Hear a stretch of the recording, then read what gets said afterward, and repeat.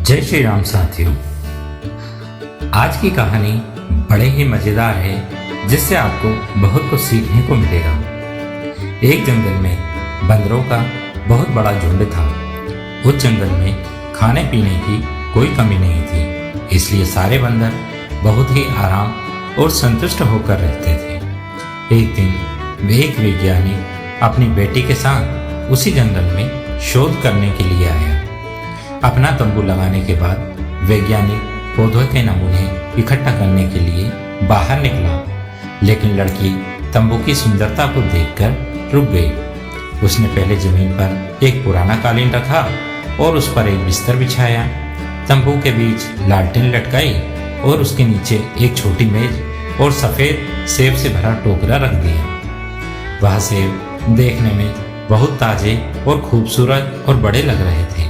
सारे बंदर लालच से उस कृत्रिम सेब को पेड़ों पर बैठे देख रहे थे। तंबू के सामने जगह साफ करने के लिए लड़की बाहर निकली, तब एक बंदर ने तेजी से झपट्टा मारा और एक कृत्रिम सेब उठा लिया। तभी उसी समय लड़की की नज़र भी उस पर पड़ गई। लड़की ने तुरंत बंदूक उठाकर निशाना लगाया और गोली दाग दी, लेकिन सभी बंदर इतनी देर में वहां से भाग गए।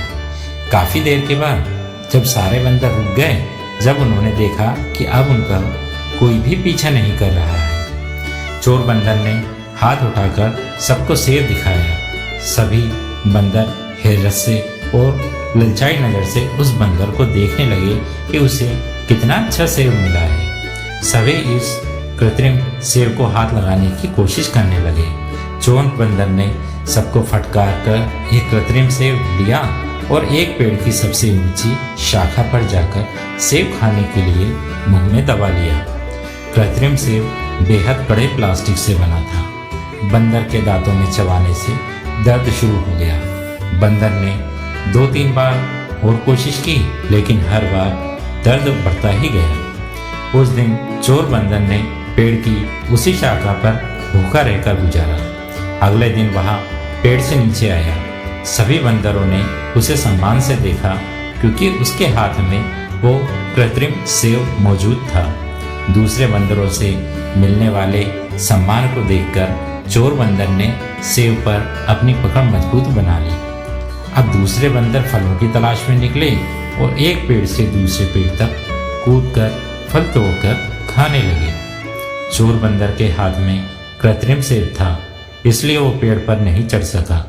वो सेब को हाथ से नहीं छोड़ना चाहता था, इसलिए वह दिन भर भूखा रहा और यही सिलसिला आगे कुछ दिनों तक और चलता रहा।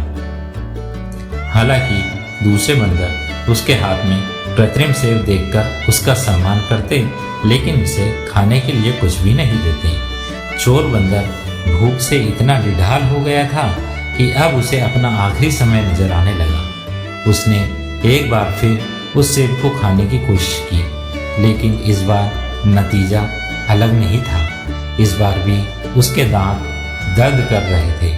चोर बंदर को आंखों के सामने पेड़ों से लटका हुआ फल दिखाई तो दे रहा था, लेकिन इतनी हिम्मत नहीं थी कि वह इन पेड़ों पर चढ़ सके।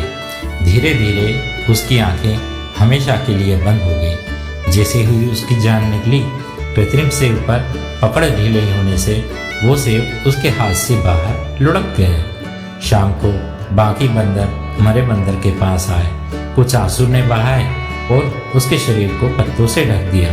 जब वो ये कर रहे थे, तब एक और बंदर को एक कृत्रिम सेब मिला और उसने अपना हाथ ऊंचा करके सभी बंदरों को सेब दिखाना शुरू कर दिया।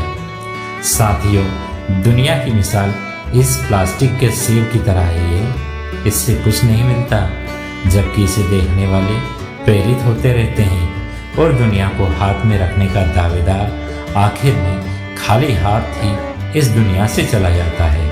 कोई और आकर उसकी दुनिया पर कब्जा कर लेता है। तो झूठा दिखावा इंसान को पहले तो थका देता है और फिर मार डालता है। तो साथियों, आपको कैसी लगी ये कहानी? अगर अच्छी कहानी लगी है तो आप मेरे YouTube चैनल मेरी आवाज़ को सब्सक्राइब करें और इस कहानी को अधिक से अधिक लोगों तक पहुंचाएं, शेयर करें, मेरे इस वीडियो को लाइक करें और कमेंट करें। इसी के साथ जय श्री राम।